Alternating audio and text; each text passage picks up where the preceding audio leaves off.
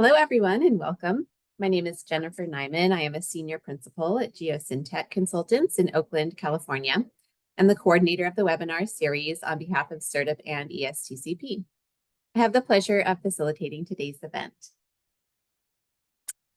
This webinar focuses on DoD-funded research efforts on the use of prescribed fires to support ecological objectives in an efficient, effective, and safe manner on DoD lands. First, Dr. Chad Hoffman of Colorado State University will discuss a suite of advancements that can help the planning and design of prescribed fires. Second, Dr. Susan Pritchard of the University of Washington will talk about the use of an innovative fuel mapping tool, FuelsCraft, to aid with fuel characterization, fire behavior predictions, and post-fire monitoring. Each presentation will be followed by a question and answer session, and we will conclude the webinar with a Q&A session with both of our speakers. The next couple of slides provide some instructions on optimizing your webinar experience. If you haven't done so already, you can download Zoom at the link shown here and provided to you in your confirmation email. If you can't download Zoom, you can still view the slides using a compatible internet browser like Firefox, IE, or Edge, and by creating a free Zoom account. If you are unable to view the slides or if your screen freezes, try keying Control with F5, and that performs a hard refresh. If you have continued technical difficulties, you can download a PDF of the slides from the webinar webpage and call into the conference call line provided to you in your confirmation email. Also, we will be live streaming the webinar on the SERDP and ESTCP YouTube channel at the link shown here. Today's broadcast will be listen only. You can submit questions by using the Q&A box on your screen. You don't have to wait until the Q&A period to submit your questions. In fact, we would encourage you to submit questions in advance of that session. When you submit your question, please make sure you add your organization name at the end of your question. And finally, please don't submit questions using the chat box through Zoom. We're going to use that chat box just for any comments related to technical difficulties. And with that, I would like to introduce Kevin Hires, who serves as the SERDP and ESTCP Program Manager for the Resource Conservation and Resilience and Climate Resilience Program areas. In this capacity, Kevin is responsible for identifying strategic research needs to support conservation, climate adaptation, environmental security, ecosystem management, and wildland fire management on DoD installations. Kevin brings nearly 30 years of experience at the interface of natural resource management and science.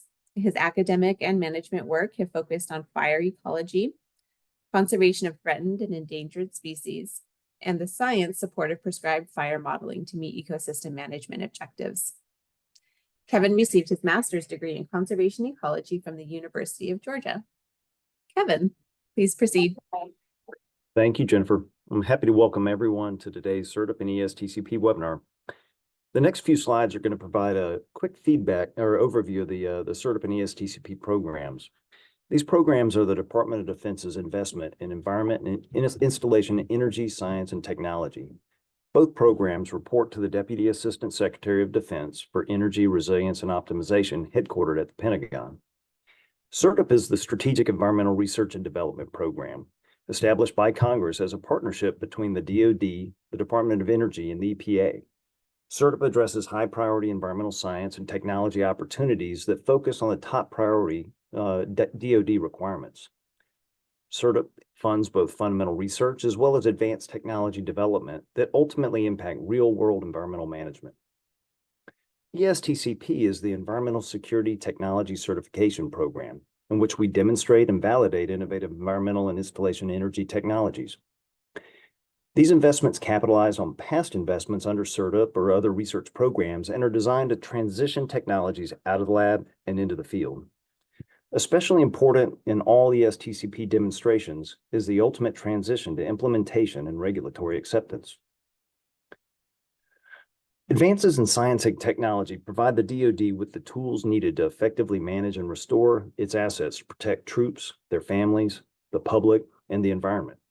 SERDP and ESTCP investments improve installation energy resilience, environmental cleanup, UXO remediation, natural resource conservation, and the sustainment and maintenance of defense assets. SERDP and ESTCP fund, monitor, and actively guide relevant and applied research, development, testing, and evaluation projects for the DoD's top environment and installation energy challenges. Our programs currently fund over 600 active projects. To maximize research impact, SERDP and ESTCP collaborate with top talent across sectors. In 2003, we funded projects with 77 academic institutions, 91 federal performers, and 52 industry partners. Our innovation and technology development efforts inform DoD policy to ultimately improve environmental and energy management. Our webinar series highlights outstanding projects across all our main focus areas. Our next webinar for the Resource Conservation Program is on September 26th and will feature 2 of our projects on effects of multiple stressors on marine mammals and compounded stressors to terrestrial species found on DoD lands. Registration is open for webinars through the end of the year. You can find additional information about upcoming webinars at this link. All past webinars are archived and can be accessed using this link. I'd like to remind you that a copy of today's presentations can be downloaded from our webinar webpage. And we'd appreciate it if you would please take a few moments to complete the survey that will pop up on your screen at the end of the webcast. At this point, we'll turn it over to Jennifer to introduce today's speakers. And thank you for joining us, and I hope you enjoy the webinar. Great. Thank you, Kevin. Now, my pleasure to introduce today's first speaker, Dr. Chad Hoffman. He is a professor of wildland fire science in the Department of Forest and Rangeland Stewardship and director of the Western Fire Research Center at Colorado State University. He also serves as the acting wildland fire program manager for the United States Geological Survey. Chad's research program integrates various scientific approaches to develop new theories, methods, and tools that not only advance our understanding of fire and fuel dynamics, but that also assist in land management decision-making. He received bachelor's and master's degrees in forestry from Northern Arizona University and a doctoral degree in natural resources from the University of Idaho. Chad, please get us started today. Hello, thank you everyone for joining. As mentioned, today I'm going to talk about a suite of tools that we've been working on co-development with managers on these tools to advance prescribed fire science. Just a quick outline. So we're going to start with some background, hopefully set the stage for both Susan and I's talks today. Talk about some specific objectives in the approach we took in this project. 2 parts of the project, one focused on modeling prescribed fire and one focused on monitoring and measurement capabilities. And then ultimately end with talking about how we're transferring this new science to managers and a few of our key findings. So for those who are unfamiliar, wildland fire has been primarily defined in the US as a problem of fire is the enemy. And this started in the early 1900s following the 1910 fires. There's a picture of those fires down in the bottom left here. These occurred in Idaho, Montana, Washington, and Oregon, and really set the stage for policy of wildland fire management, as well as the science of wildland fire for well over a century following those fires. And you can see another photo here, just of fire pitched as a problem for national defense. And this is going back into the 40s, late 40s, early 50s. And so this notion of fire as an enemy, something that we need to suppress and we need to put out, has really driven everything that's happened up into the last 30 years. And what this really means for the tools and technologies available to managers is everything was developed by this desire to support operational decisions to control wildfire. Primarily, how would we suppress these fires? So the tools that we focused on predict and measure things like rate of spread and flame length, which are 2 key variables we need to understand how many resources we need to deploy to attack a fire and how we can deploy those resources to successfully put it out. And to make the models to predict these kinds of things, we focused on empirical and semi-empirical approaches and really a mix of lab and empirical or field-driven science, often done in silos. So we might build one model for rate of spread, then a model for flame length, then a model that connects rate of spread to flame length. So we're building really complex systems linking various models together. Oh. Well, all this was going on. One thing that sort of occurred was that the way we think about fuels also follow the way we're thinking about the modeling. So the way we characterize vegetation, the way we characterize the environment in which fires are behaving, were really tailored to how the inputs of the models we were using. And this has important implications.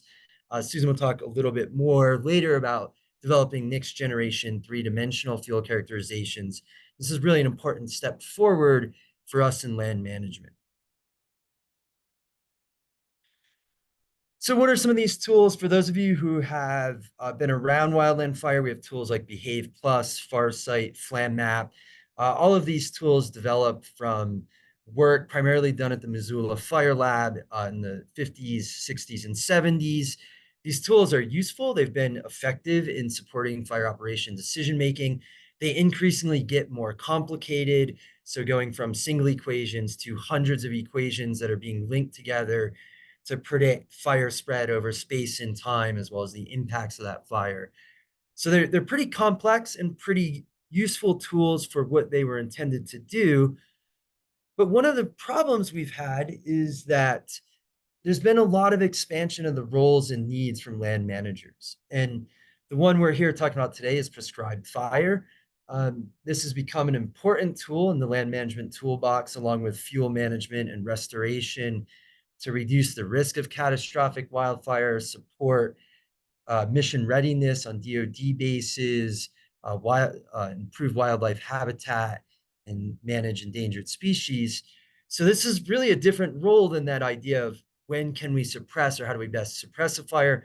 This is more about how do we ignite fires, how do we light fires to get the objectives we want. There's also been a switch in terms of what we think about. It used to be about rate of spread, and increasingly we're thinking about the effects of fire. How will a fire affect a resource we care about? Maybe those are trees or shrubs or grasses or wildlife species. So we're interested in much more complex and much more variables than just the fire rate of spread. And then finally, we have new challenges to face: climate change, bark beetle outbreaks, complex disturbance interactions, these large mass fire events like we've seen in the Western US the last several years, in Australia, a growing wildland urban interface. All of these are putting new pressures on managers and scientists to create tools and technology to help be more effective and efficient with dealing with the world we live in. So there's some inconvenient truths of these tools we have. While they're good, they're often based on fairly limited measures of fire behavior.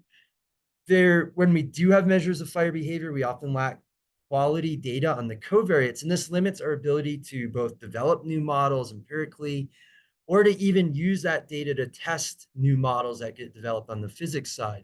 So we just have a limited amount of data available to us, which sounds interesting, but it's a complex process, and we haven't had that long history of collecting high quality data.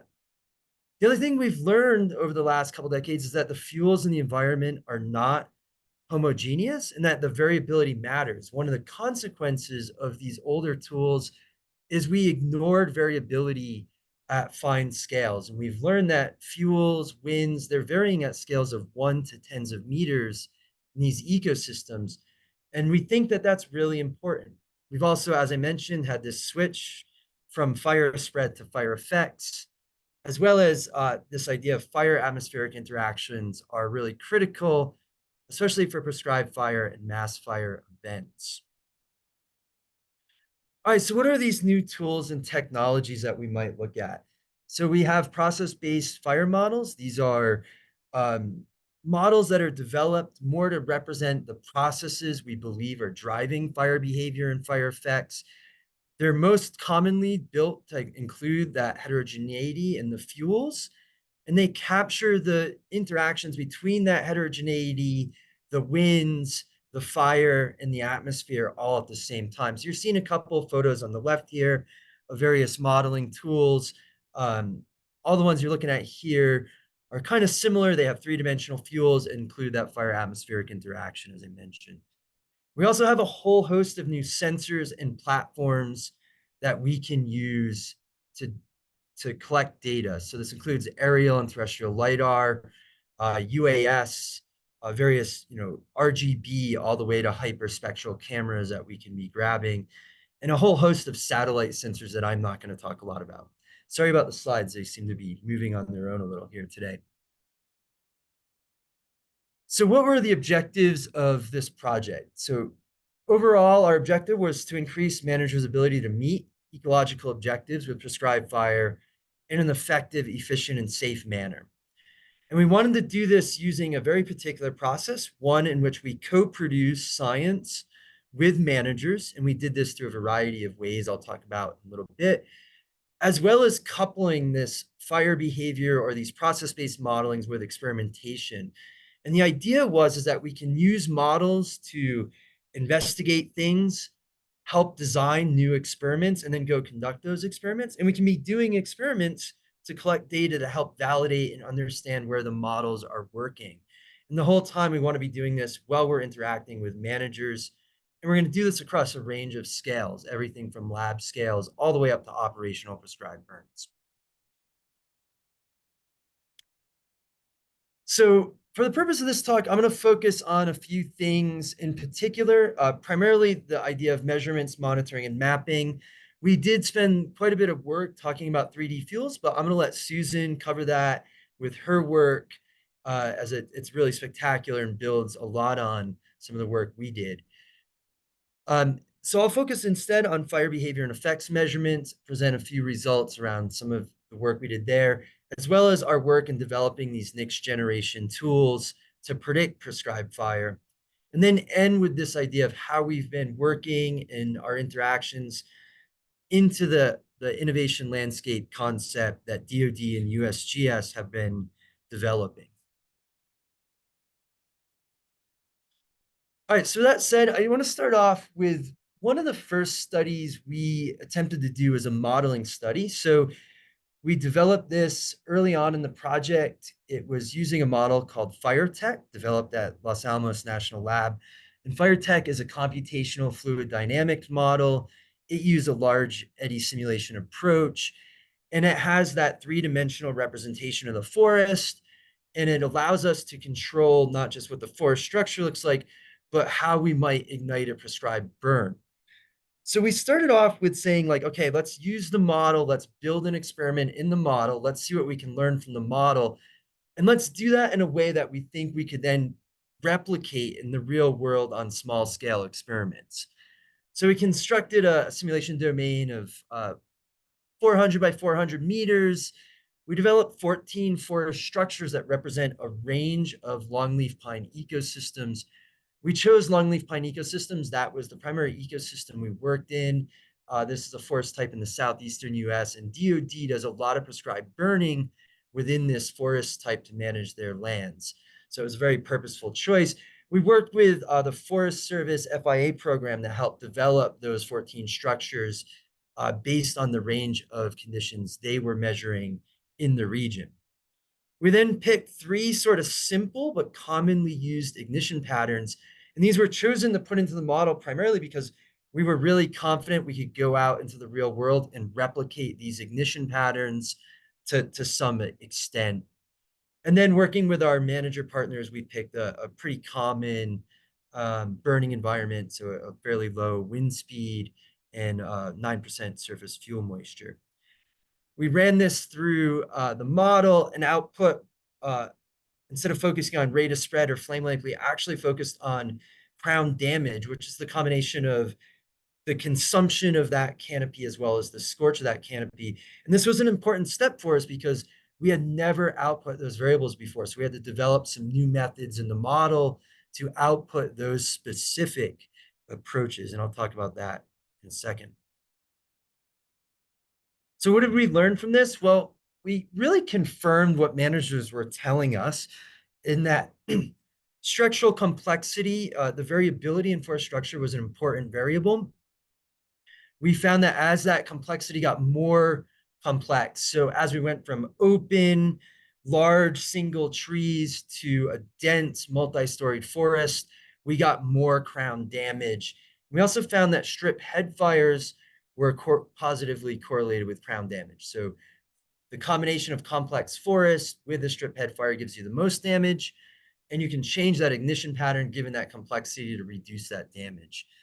What was really innovative here is while we primarily confirmed what managers knew, there wasn't much science. So this is really one of the first studies that shows this, got out into the science literature with some modeling results, and really highlights that those old approaches we were using where we focused just on mean representations of fuels are probably not good enough or capable of giving the nuance needed to the managers for prescribed fire planning.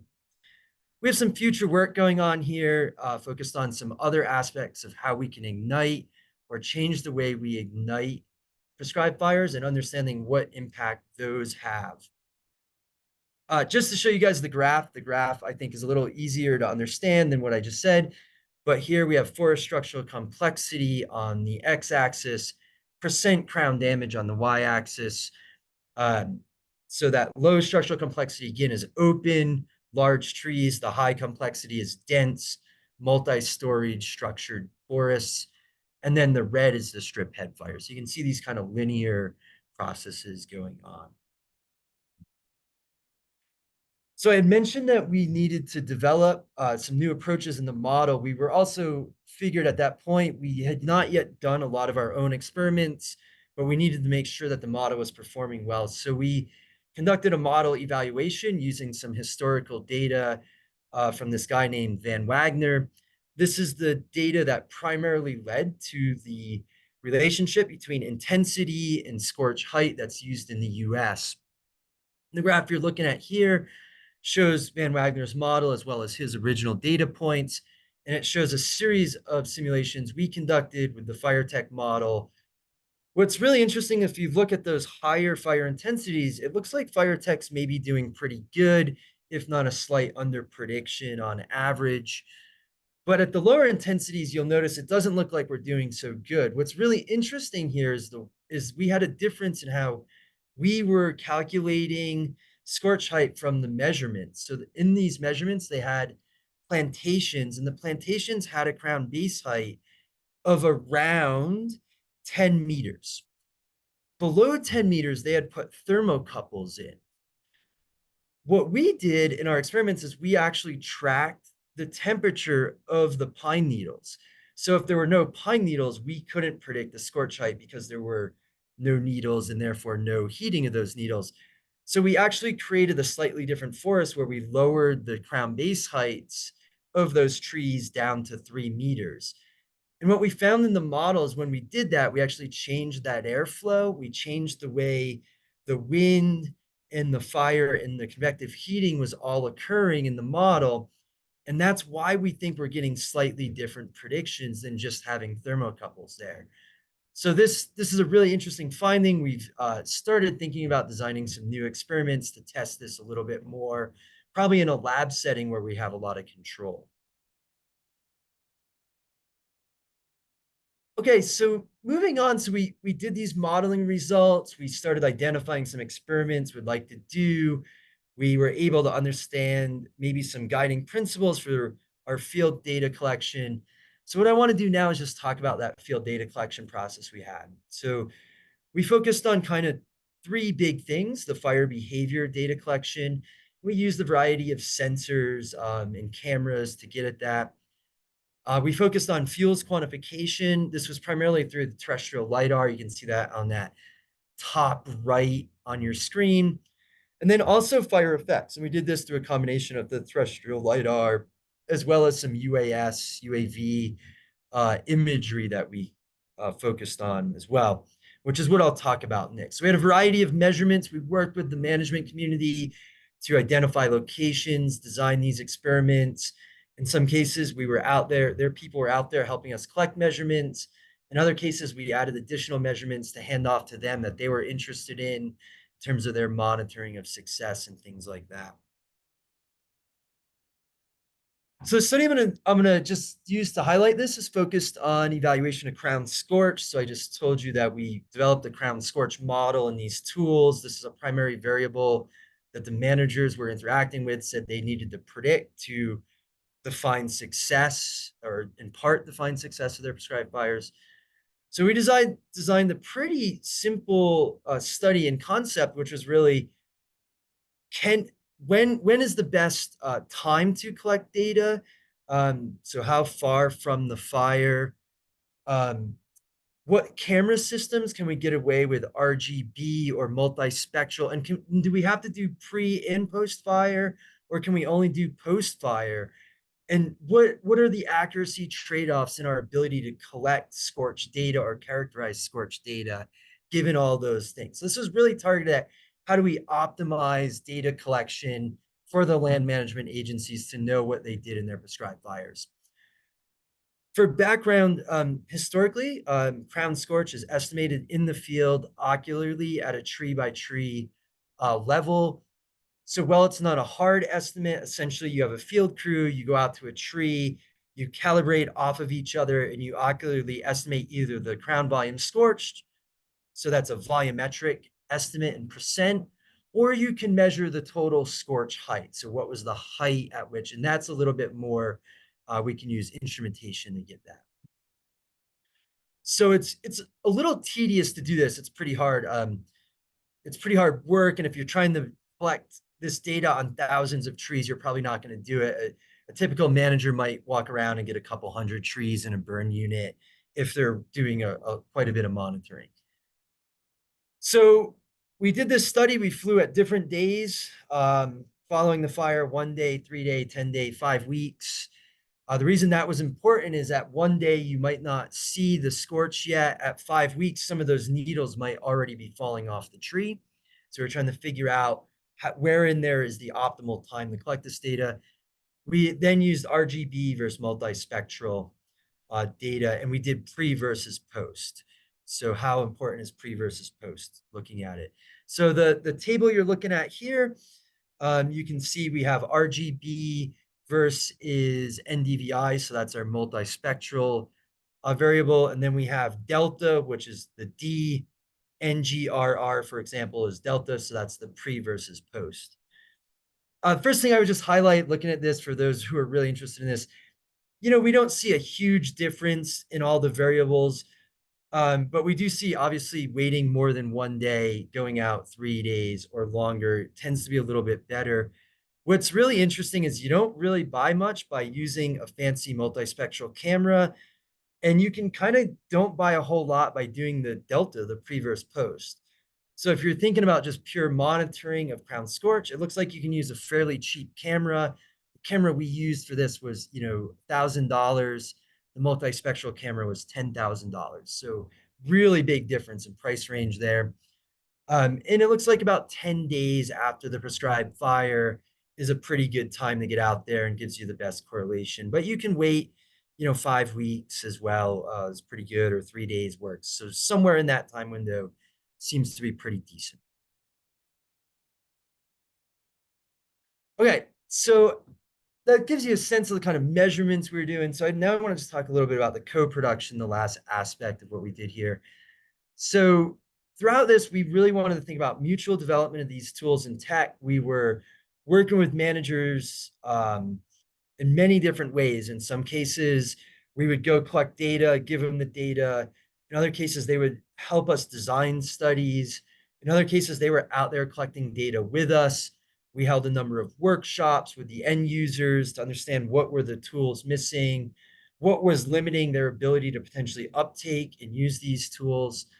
And we were taking advantage of this both through the modeling and empirical approaches. So a manager might say, I looked at the model results and I noticed something was happening that doesn't look right. And then we could help figure out what they thought wasn't right and really focus on that in our experimentation, taking additional measurements and those kinds of approaches. All of this work was sort of fitting into this idea of the National Innovation Landscape Network. The goal of this network is really to help promote the adoption, and increase the pace at which new tools and science gets adopted and used by managers. And our work's primarily been focused in the southeastern US, but some of the approaches and tools and technologies we've been developing are now starting to be ported and tested in these other innovation landscape networks like the Western US, Alaska, and Hawaii.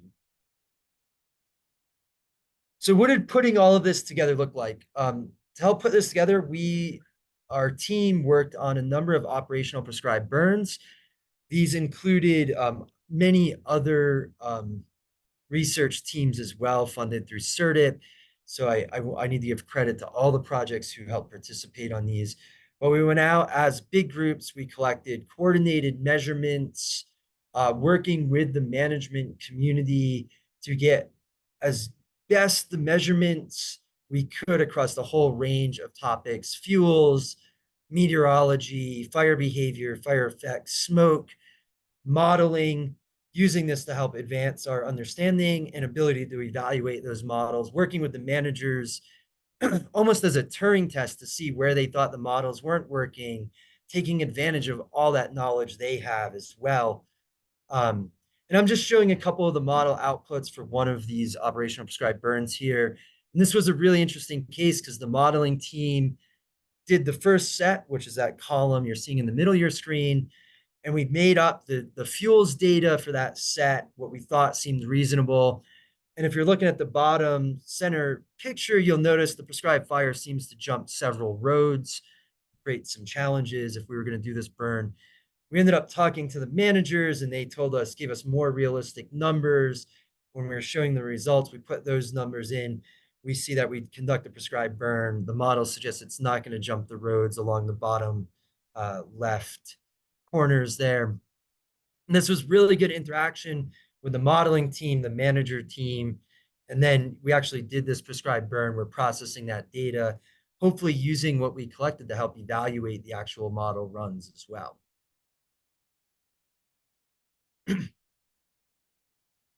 So to wrap up, just kind of some conclusions. Our project was really focused on helping advance prescribed fire science, which had been really lacking in the scientific literature. And we think we did a good job upon that. We really did some good work to understand how both heterogeneity and the way we ignite prescribed fires might influence the success of those fires. And we're still doing a lot of writing up and analysis, especially the experimental data. Along the way, we developed a host of new modeling capabilities, some new measurement capabilities, and new monitoring capabilities. And here I'm just showing you one of those screens. This is a screen capture of the Intellimon system. And a lot of the work and scans that our project did were some of the test cases to develop this system along with USGS and Fish and Wildlife Service and the Forest Service. And what this system does is a manager can collect a single point terrestrial LiDAR scan in about 5 minutes. They can upload it into the system, and this system will pre-calculate and process that LiDAR scan and output management relevant variables. So things like basal area and trees per hectare and fuel loading. And this has been a really important step for us getting our data and some of the algorithms we built out there and useful to the managers. Other tools like the modeling I showed, those are still in development, but we're working on building user interfaces, hosting workshops with managers to understand what's working, what's not, what's challenging, and really hoping to dial those in and start transitioning those to the management community. And probably at the end of this, I would say the co-production model we used has been really good. We believe it's really helped increase the likelihood of these tools and sciences being used. We've used that as a focus to expand, especially within that innovation landscape network. And we're starting to develop new nodes and having those nodes talk to each other about what's working, what's not working, and sharing resources. So overall, we think, we've increased managers' ability to meet ecological objectives, both in the science we produce that can help support their decisions, as well as giving them some new tools and technologies that are getting closer and closer to them being able to use and implement all the time. We really in particular here, did quite a bit to help evaluate how different ignition techniques can be used and modeled and can be used to really capture what the managers need to do in that burn in a safe way. We think this helps them expand the prescription windows. When can they do burns? Providing new capabilities to do scenario testing. If we do A versus B, what outcome do we get? And again, going back to this, really supporting an adaptive management and planning approach where this modeling and measurements work together to really help advance the science and improve managers' capabilities. I didn't do this in a vacuum, and I have to thank all of my co-PIs. There's a number of co-PIs. We've had a lot of graduate students and postdocs, research associates and scientists and technicians who have worked on this project, developing a number of publications, tools, the code behind the scenes. All of that was done by most of these people. I certainly did not do as much as many of these folks did. So I really want to thank them. This project was successful because of those folks involved. If you want more information on the project, you can click on this link. The project number is RC19119. And with that, I'll hand it back over and we can do Q&A. Great. Thank you, Chad. To our audience, just a reminder that you can type in your questions on the Zoom platform using the Q&A box in Zoom. And Chad, the first question for you is that the linkage of fire behavior with fire effects focused on impacts to overstory trees. Can the modeling tools be used to assess other fire effects? Yeah, so our primary focus was on that overstory tree damage.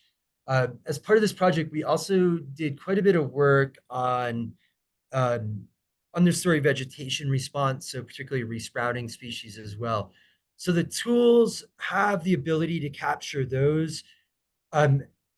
As we've moved in advance, we've identified a couple other places, particularly related to air quality and smoke production, which is an important, fire effect for human communities, as well as calculating heat fluxes to various objects. So those could be buildings, they could be archaeological sites. So we're working on developing and linking the physics models to various other fire effects. And that's going to be ongoing work for quite some time with various other groups engaged in that process. Okay, interesting, great. And next, would you just please explain exactly what crown damage means, and then whether it relates to the rate of ignition of the forest canopy? Yeah, that's an excellent question. So in this case, we define crown damage as a combination of scorch and consumption. So consumption is related to the ignition and the change of leaf or vegetation matter to particulates and gases. Scorch is a little bit different. It's actually the death of the needles or branches of the tree due to heating. So it's enough heat to kill a leaf or a pine needle, but not enough heat to ignite that needle and catch it on fire. So we combined those two things into the crown damage variable I showed. We actually did do analysis on both of those things separately as well. And the data I showed, damage is primarily driven by crown scorch. These are prescribed fires where we're trying not to necessarily kill a lot of the overstory trees. So they're pretty benign conditions. So I think in our simulations, we had less than 5% consumption, and most of those were in smaller, maybe 10-foot tall regenerating trees. So that's what those two variables are. So it is crown consumption is potentially related to the rate at which we ignite canopy fuels, but because these were prescribed fires primarily focused on surface fire, we didn't have a whole lot of that going on. In theory, the models can capture everything from like what we did to full-blown crown fires. We just didn't analyze that here. Got it. Thank you. Next, let's go back to slide 29. And slide 29 discussed a linear relationship and for crown scorch. And is that what you would expect to see, or would something more like threshold effects be more expected related to fuel continuity? Yeah, I think this question is actually about slide 28. So if you go back one more. Yes, so this is a great point. And actually, the entire research team was really surprised when these model results came back. We originally kind of hypothesized that there would be more complex interactions between structural complexity and ignition pattern that were driving the results we were seeing. And we're still not really sure why we didn't see those interactions. We clearly see there's an effect of forest complexity, and we see there's an effect of ignition pattern, but they're not interacting. So we haven't really come up with a good answer of why they weren't interacting, only that even when we've tested other scenarios, various other ignition patterns, we really still don't see this complex interaction. And my thought at the moment is, we're still analyzing this data at sort of a stand scale. And what I mean by a stand is, let's call it somewhere between, 5 and a couple, hundreds to maybe thousands of acres. So we're looking at average data across a pretty wide, pretty large area. And it might be that interaction is really occurring at individual tree or small tree groups, where an individual group of trees might be more or less affected by the local ignition. But at a large scale, those interactions might be kind of washing out. And we haven't got into that level of analysis quite yet with where we're at. I hope that answers that question. That's a really good question, and it was Yes, surprising. good information. Yes, thank you. Ted, we have one last question for you at this time. Can the modeling tools that you were discussing today assist land managers with planning for fuel or restoration treatments? Yeah, I had mentioned both of these earlier as important, land management tools that they use to reduce the risk of fire hazard, manage landscapes to meet objectives.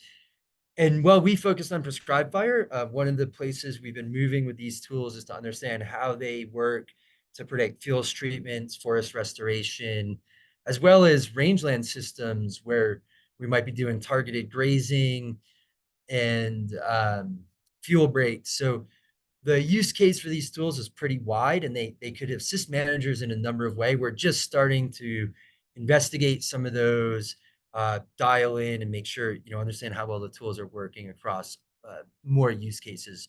So I would tell managers who are interested in these models,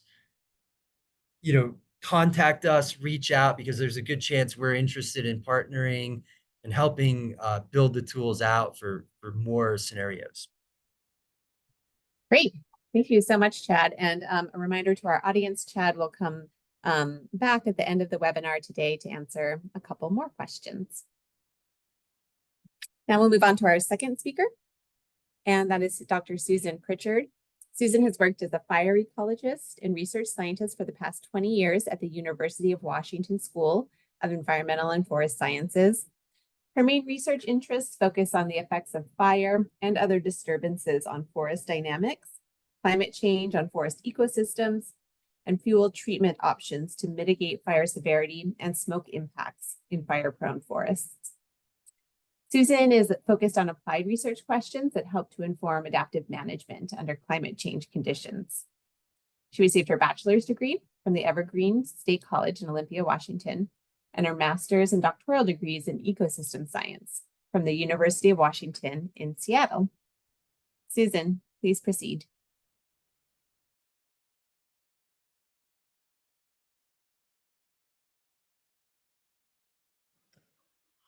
Can you hear me now?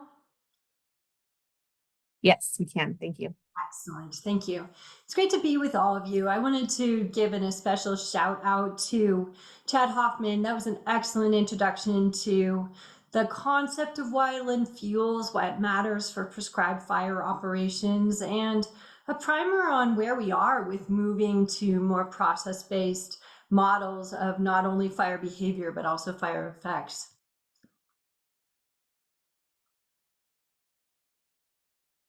So today I get the privilege of introducing a new tool that is just in active development right now called FuelsCraft. The FuelsCraft vision is to bring together a lot of data on wildland fuels. And what I mean by that is not only the crown fuels of tree crowns, but also the surface fuels that burn in both prescribed fires and wildfires. So we're designing a system that moves into three-dimensional characterization of these fuels. So we're going to cover the topic of fuel beds. So what we mean by fuel beds is basically a representation of all the fuels that can burn in a wildland fire environment, such as a pine forest, like Chad described. When we talk about synthetic fuel beds, these are digital representations of fuels. So we could even call them digital twin environments for prescribed fire support. For an overview of my presentation, I'm going to start with just giving a case for why we need to move into 3D fuel structure for fire behavior modeling and effects modeling. I was reflecting when Chad was speaking that I was born in 1970, and for operational fire support, my entire life, we've been working on models that are based on research that Chad described was done in the 50s through 70s. So the models that we use today in a lot of fire operations are two-dimensional and based back in that science. And so it's just incredibly exciting time to be part of a large collaboration, often funded by SERDP and ESTCP, to move us forward. So wildland fuels are literally the fuel for fire. So their potential energy is stored in canopy fuels and understory fuels, and they're fundamentally the building blocks for how fire moves through a system. We're learning more and more that it's not just where fuels are in three-dimensional space, but where they are not, and how that affects not only fire spread, but also the intensity, heat release, and effects. So we had a SERDP-funded 3D fuels project that has now transitioned into an active development of a decision support tool called FuelsCraft.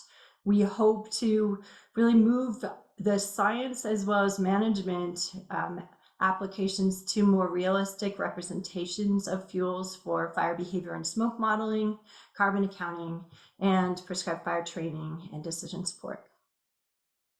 The objectives of the project really are not only to build more realistic fuel beds, but also to help iterate with these new physics-based computational fluid dynamics models of fire behavior and atmospheric interactions. And what I mean by that is that we're at the early stages right now of building three-dimensional fuel beds.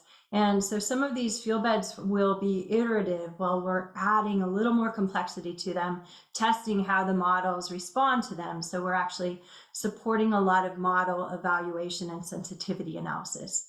So our focus within FuelsCraft is to have demonstration sites that are relevant to Department of Defense prescribed fire programs in the Eastern United States.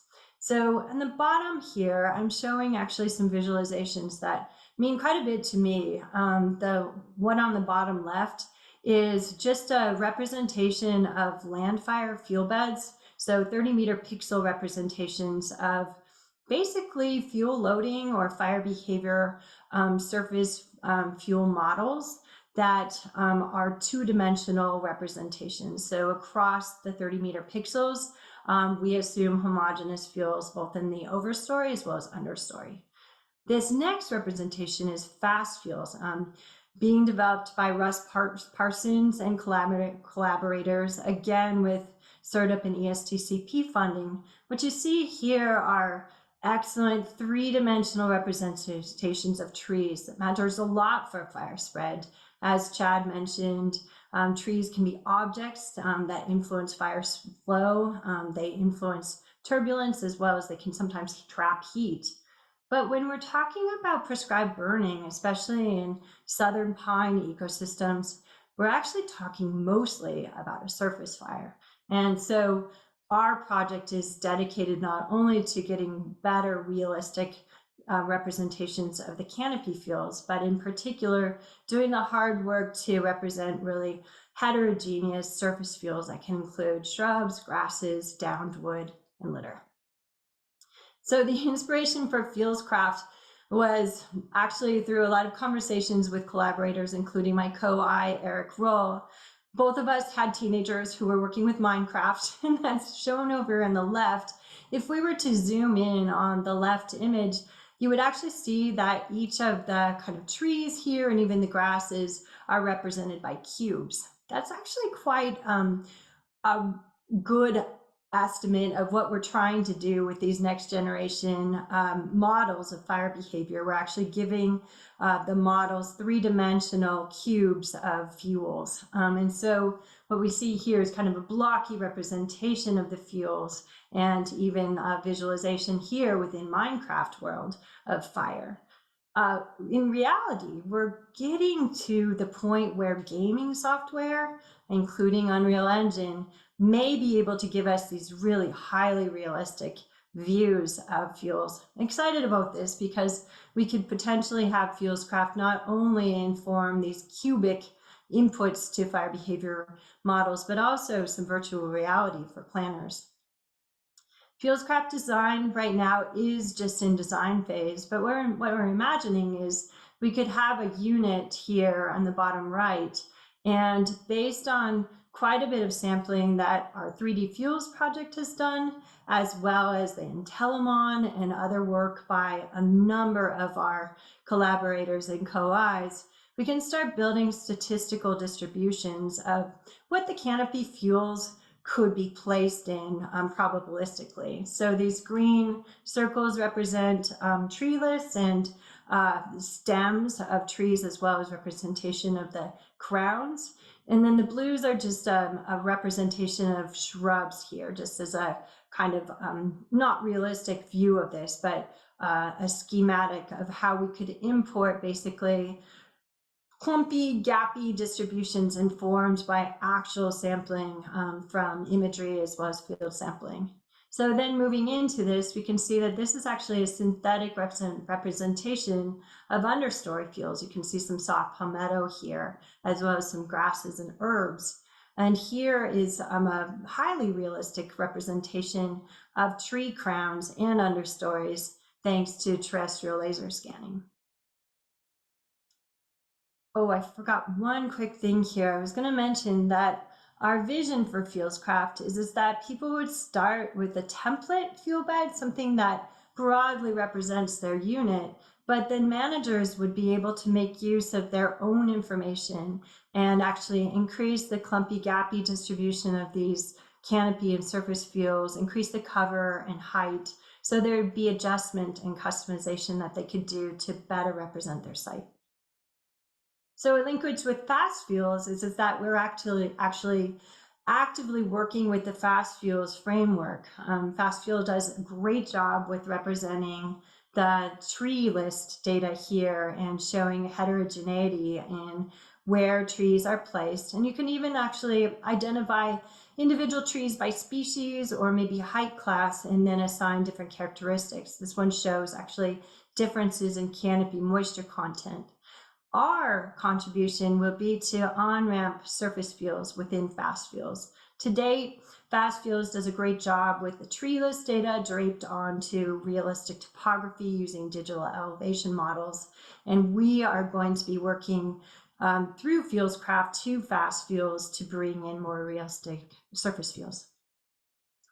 So we had the privilege of working on the 3D Fuels project, in which we were pairing image acquisition with field-based sampling. I'm showing a site that you can look at later on if you'd like. That includes all of our 18 sites that have currently been conducted and completed by the 3D Fuels project. We sampled some in the Western United States, and then a lot of our focus was on southern pine ecosystems in Florida and Georgia. Within each one of our 3D Fuels sites, we employed a hierarchical sampling framework.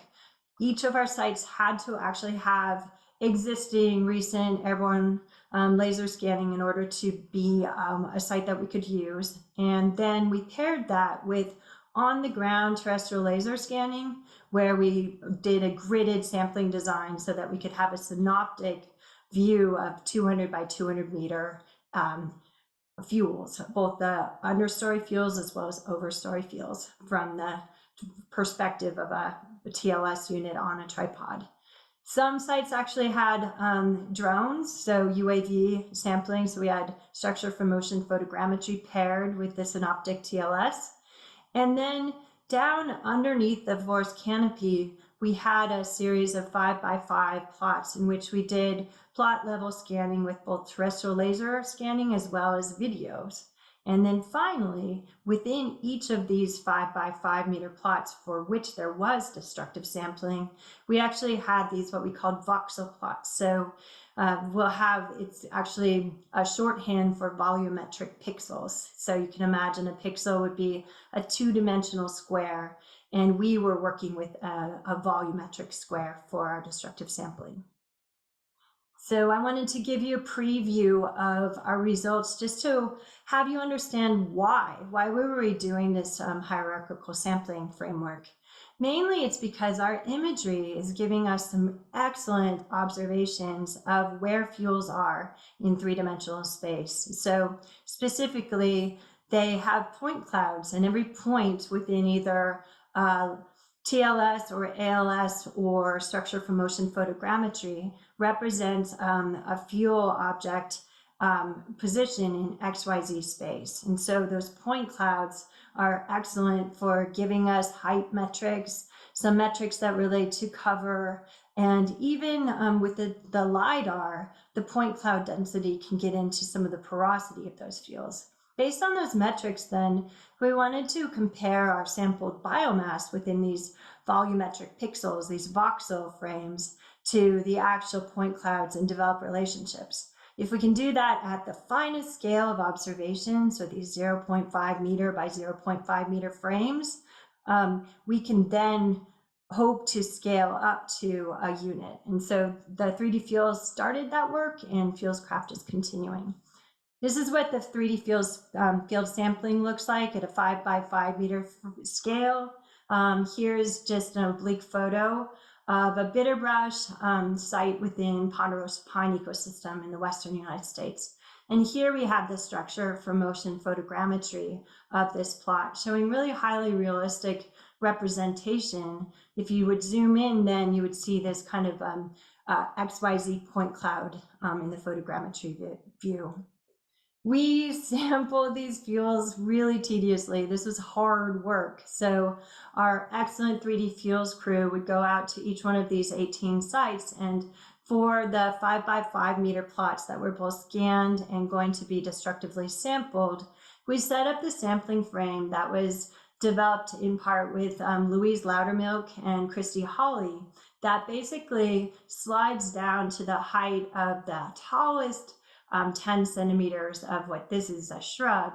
And we actually then destructively sampled slices of these fuels so that we knew what the fuels were in 3D space as well as how much they weighed. So we're getting bulk density estimates of the fuels. And then I have this slide here, or this photo here, showing the litter and organic soil layers.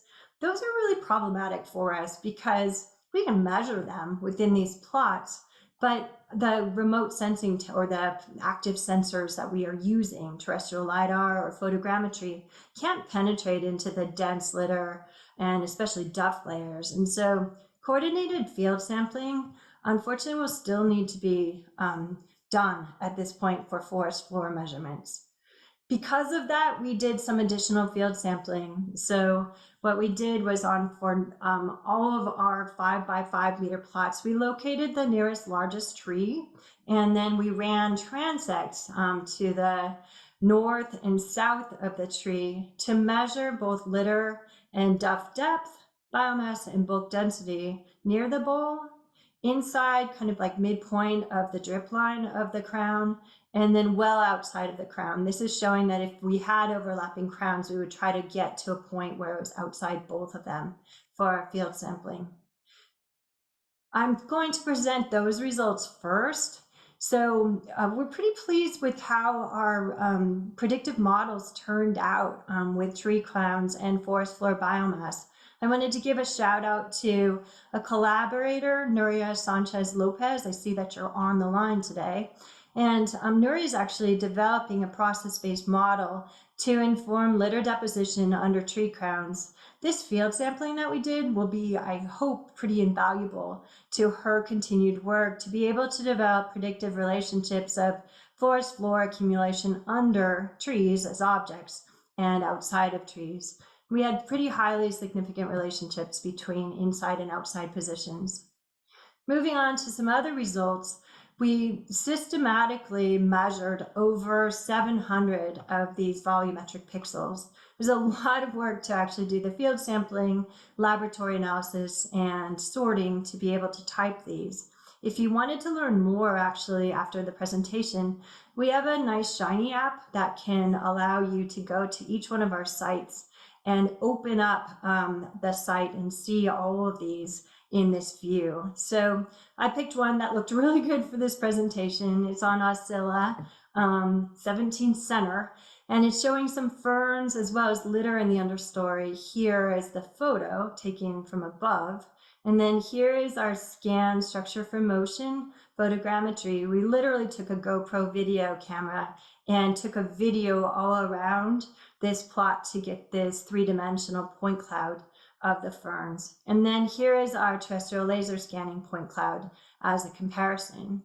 In each of these cases, we can represent this fuel as these volumetric pixels. So these little voxels of green show where fuels are, and as you can see, where fuels are not. So at a very fine scale, you're seeing this heterogeneity.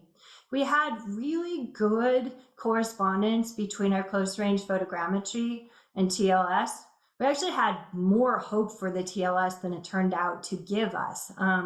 As it turned out, our careful scanning above each of the plots with GoPro video ended up giving us a better view of each of these plots than what we did for the 5x5 scanning of the TLS, which was a little bit on the side of each one of these plots instead. So how do we go from here? So with FuelsCraft, we're definitely going to be taking advantage of the linear or non-linear relationships between point cloud metrics and biomass. But we're also really wanting to build these highly realistic synthetic fuel beds for mapping as well as visualization. So based on our point cloud metrics, we can definitely get at cover and height distributions of grasses and shrubs for each of our sample areas that we're doing. And those are actually right now Fort Stewart in Georgia, as well as the New Jersey Pine Barrens. So we have some good information to map where fuels are kind of in their height distributions as well as cover distributions. We're now building with collaboration with Nick Skoronsky and Mike Gallagher and others, including Louise Loudermilk, a 3D fuel objects library where we're actually using even higher resolution scanning to give us objects that represent common shrubs, common grasses, downed wood, litter, so that we can actually place these archetypal objects within our synthetic fuel beds. As we're building this library, we're going to make use of, again, this Shiny app so that hopefully others can access the objects that work best for them. And so here we have our 3D Views plot viewer. So we're showing what we have within standard TLS and photogrammetry. Working pretty well for the saw palmetto, very well for trees and as an objects. Those show up really nicely. And so we're gonna have even higher resolution objects available for mapping. Another project that we worked on was with Michelle Bester as part of her PhD, where shrubs can be scanned by TLS as well as the structure for motion photogrammetry, but a lot of their biomass is actually in their stems. And so Michelle did some painstaking work on 8 common shrub species to show that TLS scanning, both leaf on and leaf off, can build some really nice quantitative structural models of that stem architecture. So here she's showing kind of a more simple architecture on the top and a more complex architecture. And she found a really nice fit between her TLS scanning and the QSM models that she created. So we'll definitely make use of those. And then finally, forest litter is so important in terms of mechanism for regular prescribed burning in the Southeast. Here we're showing broadleaf deciduous litter, but a lot of the pine litter is something that predictably carries fire throughout the understory. And so we want to do a good job characterizing what the forest litter is. Is it actually broadleaf deciduous? Is it pine litter? And then how can we represent it within these synthetic forest litter beds? This slide is thanks to the work of Eric Roll. The trees are also an objective of ours, and we are seeing this really beautiful image of terrestrial laser scanning on the left. And what we're trying to do right now is actually pull out individual trees that represent small, medium, and large trees and pull out their realistic architecture. So this slide is thanks to our co-I, Carlos Silva, where we're actually pulling out individual trees to represent more heterogeneous crown structure than certainly what Minecraft would do, which is kind of just a blocky representation of a tree. So as we're bringing all of this together for FuelsCraft, right now we're in this object scanning phase, and then we're going to be moving into AI. So we have a very well designed, well labeled set of data sets, and we will be drawing from other projects as well to inform machine and deep learning algorithms to try to identify and segment objects within point cloud imagery and then assign what those fuels are. Are they shrubs, grasses, complexes of those, litter, and then move into our landscape placement algorithm so that we can pull together statistically informed three-dimensional representations for managers that look a lot more like fuels than pixels on a map. So in conclusion, just an exciting time to be in wildland fuels characterization. The data sets are really being informed right now to be inputs to next generation process-based models of fire behavior and effects. We have a lot to do. So right now, all of the heterogeneity, all of that variability that I represented in the fuels through the imagery are important, but they're probably overkill for where we are with the fire behavior models to date. And so we have a lot of work to do iteratively with the modelers to inform synthetic fuel beds that can help out with model evaluation and move forward with how much variability is needed. What can these models digest? And most importantly, what fuel complexes are important for prescribed fire managers to know about, so that especially with prescribed fire, some of that really fine scale heterogeneity actually matters because the fires are low flame lengths under kind of benign conditions. And so some of these shrub objects, the tree objects, even the complexes of litter versus herbs can really matter for how fire spreads, and most importantly, how it actually affects the vegetation on site. So FuelsCraft is a step towards these highly realistic fuel beds, and hopefully we'll be moving into fire effects. Why is this important for DoD? So in reality, DoD is a huge influence on prescribed burning, especially in the Southeast. And as I just mentioned, that fine scale variability of fuels sometimes doesn't matter for really large wildfire events, but it does for prescribed burning. And so it's pretty exciting to get to the point where we can start actually representing some of that variability in realistic fuel beds for modeling and in the end for managers. So machine learning is advancing how we can actually take scans of vegetation and turn them into maps of fuels. We're just at the early stages of that, and it's going to be all hands on deck, certainly not just our project. but our project really is laying the foundation for dynamic, repeatable fuel characterization that can move us into the future. So if you would like to learn more about our project, we definitely have additional resources. We have a final report that's under review. I just wanted to thank all of our collaborators. There's so many for the 3D Fuels project and FuelsCraft that I didn't end up doing a slide of them, but I know some of you are on the line, and just a huge amount of work by all of you. Thank you. For additional information, you can visit our recent ESTCP funded project, or also the 3D Fuel project, the SERDP RC19-1064. Thanks. Great, thank you, Susan. And to our audience, if you have a question for Susan, please type it in the Zoom platform in the Q&A box.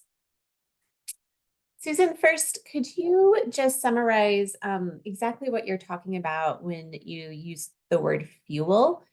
Does it refer just to dry biomass or vegetation that's able to catch fire, or vegetation that has low moisture content?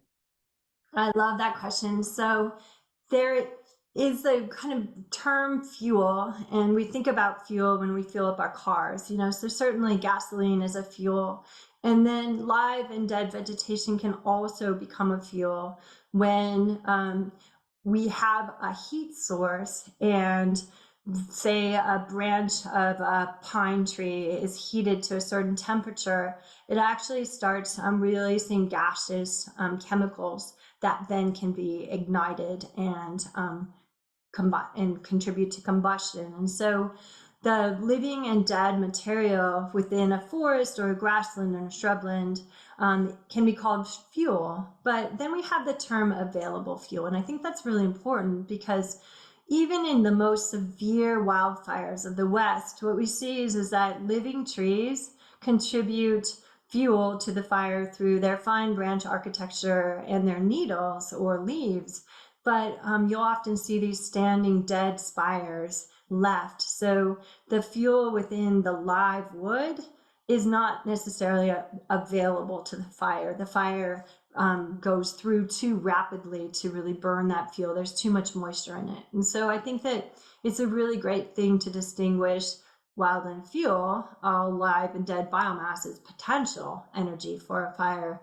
But then what is available for burning can really change seasonally. So sometimes green grass is like excellent fuel bed later in the season, but when it's fully green, it's not available. Okay, great, thank you.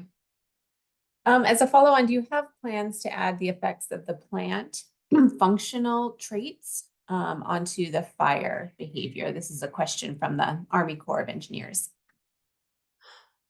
I think I understand what that question has to do with, but if the person can also type in a kind of like, no, this is what I meant, I'd really appreciate that.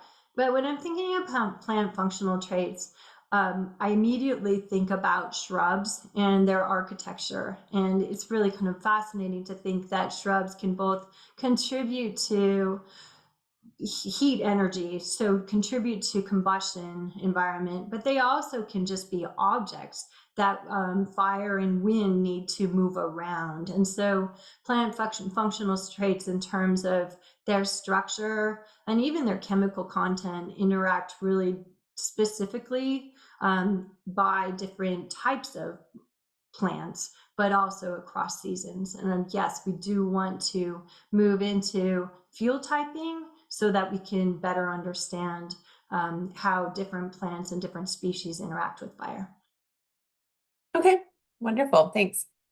Could you talk a little bit about sensor orientation? Does the orientation to the plants affect the accuracy of the resulting voxels, particularly with respect to picking up spaces between the fuel? Yes. And if so, have you considered a study to find the optimum sensor orientation? So when we were first designing the study, Eric Rowe leaned on me really hard to actually not go with random placement of our voxel plots, but instead target individual shrubs, individual bunch grasses, etc., so that we could be more systematic with our sampling. And as a field ecologist, I really wanted to go with more of the random approach so that we could capture the variability of fuels. And he's probably smiling in the background right now because we actually do need to have a follow-up study that does exactly what he wanted to do. And what I mean by that is that we did find that, especially in really dense shrub vegetation, imagine like saw palmetto, gallberry in the southeast flatwoods is a really good example. Sometimes the vegetation was so dense that even terrestrial laser scanning, which has really high point cloud density and the laser can penetrate between interstitial branches, etc., there was still a lot of occlusion. And so I think we do need to do another study, and we're probably going to do some of this within the FuelsCraft to better understand ideal measurements. What we found, surprisingly, is that the inexpensive GoPro video did an excellent job as long as you had really good coverage around individual objects. So that's promising because the TLS instrument, $100,000. GoPro video, not so much. Gotcha. Interesting. Thank you. Next, can you talk about the motivation to focus on the southern states, those with humid climates like the sites in Louisiana and Georgia? Was there any specific reason? Yeah, so much like Chad, I think both of us are really motivated by working at the kind of just this cusp between research and management. And there's just such an opportunity in the Southeast to actually co-produce science with managers. DoD has a phenomenal prescribed burning program. I'm so envious. I actually live in Eastern Washington State, and we just burn such a fraction of the fuels that need to be burned. And so it's inspiring to work in the Southeast, and also just a really great opportunity to move beyond the ivory tower that could be academia and actually work with on-the-ground managers who are getting a lot of prescribed burning done. Okay, makes a lot of sense. Thank you so much. At this time, we'd like to bring Chad back on the line. We have just two last questions to ask each of our speakers today. First, Susan, we'll start with you for this question and then move to Chad. How can the work that you are talking about be used to improve operational maps and models of wildland fire behavior and effects?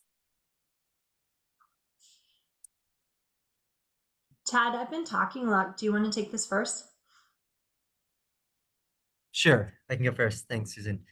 So it's an excellent question. And I think both the tools and science we're developing, this co-production model that my project and Susan's project have used, is sort of speeding up that process to get these into operations. There's still a lot of challenges with some tools. So for example, I'll speak to the models maybe more, and Susan can talk to some of the TLS, but in the models, they still require a lot of training. That training has not been formally developed yet. They're still being evaluated. So there's certainly barriers to wholehearted move over to operation. But through the Innovation Landscape Network and our co-production models, we're speeding that up, and we're starting to think about, what does training look like? What are we hearing from the land management community about what they need and what's missing and what's holding them back? So I guess I'll end there, and maybe Susan, if I can get back on, if you wanted to talk about the TLS and FuelsCraft and how some of that is moving to operations, because that's maybe a little further along than, say, the modeling component. Yeah, you bet. So one of the things that I wanted to caution is that I've heard this both from general public as well as sometimes field tours, just this idea of like, so now we have airborne LiDAR, we have terrestrial LiDAR, we have all of this like excellent remote sensing, so now we know our fuels.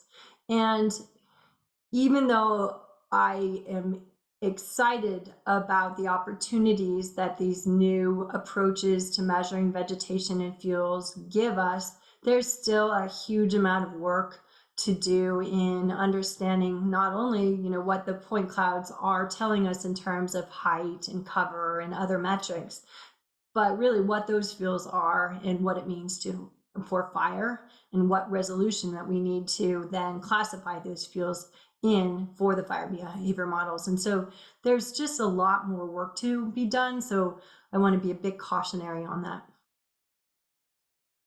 Okay, that makes sense. Thank you.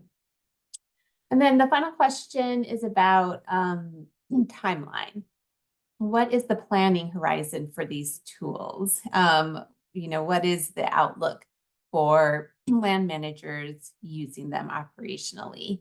Do you have any estimates, or can you give, you know, kind of that forward-looking projection? So Chad, if you'd like to start on that. Yeah. So as Susan mentioned, I think for the two original SERDP projects are ending. Some of the tools and technologies from those projects are being transitioned into ESTCP projects with the goal of really taking that science, getting it closer to, operational use. So those projects have lifespans of, 3 years or so. So over the next couple of years, I expect further development and refinement of all these tools through the Innovation Landscape Network, where we're partnering more with scientists and managers partnering. Some of the tools are already starting to be applied very cautiously, I would say, for management decisions. Tools like the terrestrial lidar and Intellimon are further along than, say, the modeling, and they're being actually used for monitoring in the southeastern U.S. by Fish and Wildlife Service at the moment, for example. So that suite of technologies is further along. It's ready to go in some locations. In other locations, like some of the shrublands Susan mentioned, we just don't have the data yet to make that tool available. So the tools are at various stages of development. There's various aspects. Some parts of the tools are rock solid. Other parts are still, really experimental. So I suspect over the next 3 years, you'll see increasing refinement, increasing development and expansion of these tools. Depending on your location, some might be ready to go sooner, and we might find that some of them just don't work in some ecosystems or for some questions as well. I couldn't agree more. I'll just chime in and say that this is the beauty of co-production. I really am a big fan of the innovation landscapes and this idea of bringing innovation into the hands early of managers who actually can help co-evaluate, co-develop these tools. So I hope that in the next 5 years, we're seeing a steady adoption of at least the field characterization, but also some of the better fire modeling that can inform decision support. I think we will get there, especially with this collaboration with managers. Great. Thank you both so much for the excellent presentations and answering all of the questions. And we'll just do a short wrap up at this time. Our next webinar for the audience's information is on Thursday, June 13th. It's on DoD-funded research efforts to increase energy resilience through microgrids. Please visit the SERDP and ESTCP webinar webpage to register for this and all the other webinars through the end of 2024. I would like to remind you that both the audio and a copy of the presentation of today's session will be archived on the webinar webpage in case you would like to refer to them in the future. And at this time, we would appreciate it if you can please take a moment to complete the survey that will pop up on your screen. Thank you all very much.